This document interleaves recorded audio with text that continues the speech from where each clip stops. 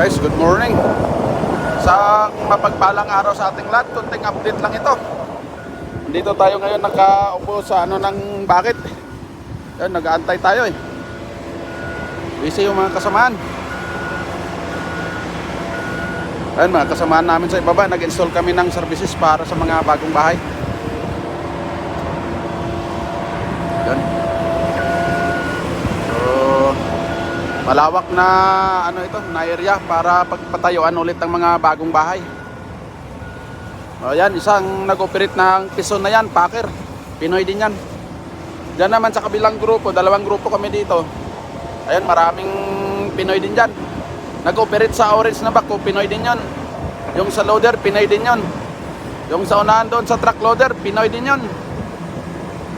Ayun. Ang daming mga